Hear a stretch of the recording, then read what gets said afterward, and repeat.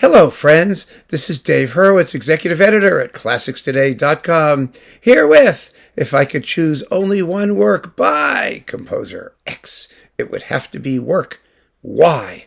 Well, Composer X, in this particular case, is Bela Bartók, and work Y is the Sonata for two pianos and percussion, which one of you at least mentioned.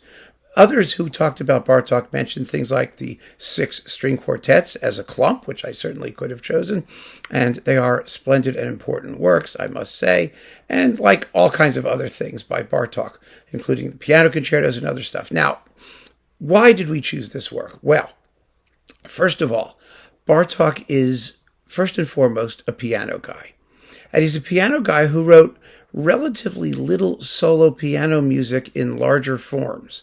He did write solo piano music, and quite a bit. There's the whole Microcosmos, and there's like billions of small pieces, character pieces. But works in larger forms for piano, he tended to avoid. But Bartók was, of course, a master of large forms, of reinventing large forms. And he had some very, very characteristic ways of approaching them. Now, the Sonata for two pianos and percussion is the acme of his style of martellato, which means hammer-like, that sort of percussive piano writing.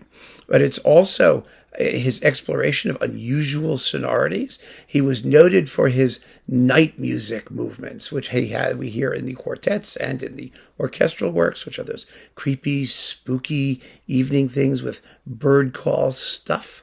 And it has that. We get that as well. Perhaps the most famous of them all is in the music for strings, percussion, and celesta, which, I wish I could have chosen that too. That would have been my second choice, really, because it's such an extraordinary piece for the same reason that this is. That is, the unique approach to performing forces and the extraordinary formal discipline of the entire thing. The first movement of this work is the largest sonata movement that Bartók ever wrote. It's a big, involved, fabulously clear, easy to follow, but marvelous sonata form movement. The central movement is, as I said, one of those creepy, spooky nocturne things, quite similar to the one in the music for strings, percussion, and celesta. The finale is a rondo, based on a folk tune. You have the Hungarian folk element.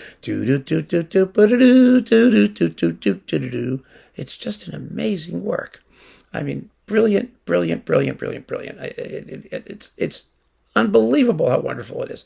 It doesn't get played as much as it deserves to. One of the reasons is because of the unusual performing forces. You need to have two pianists, obviously, and a really crack ensemble of two percussionists. You could actually, it's sort of better if you have an extra one, someone to play timpani and the other two to play everything else, but you can do it with two percussionists. It's been recorded quite frequently.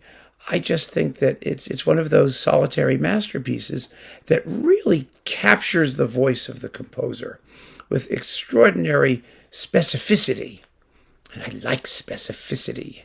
We should all like specificity, but there are, quite a few Bartók masterpieces that could go into this list. So I truly regret having to jettison the others, potentially jettison the others. But one of the reasons I'm spending time talking about the others is because I am trying to impress upon Cankrazans, the god who is going to destroy all of classical music, but for one work per composer, how much we'd be missing if we lose all of that other stuff. Do we really want to do without the concerto for orchestra, the piano concertos, and the string quartets, and the miraculous Mandarin, and Bluebeard's Castle, and all of this great stuff that Bartók wrote?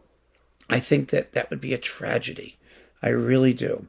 But if there's only going to be one thing that's going to tell us who he was and what he did and what his concerns were musically, then I think the Sonata for two pianos and percussion, in spite of the fact that it's not one of his more popular pieces and it's not one of his best-known pieces, but it is certainly his most characteristic piece, I think, anyway.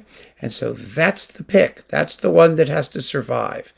And I hope that you will agree. And if you don't know this work, I have to say, if you like Bartók, or if you don't know if you like Bartók, give this a listen. it's just the opening spooky, creepy introduction, and that the ferocity of that first allegro, and the incredible atmosphere of that central movement, and the jolly folk dance thing from the finale. I mean, you just got to hear it. It's so masterful. Even the very end, that last chord, the very last two chords, a beautiful C major chord hanging out into the air with the percussion underneath going fading off into nothingness. I mean, it's just poetry in sound. So keep on listening, friends. Thank you so much for joining me. Take care.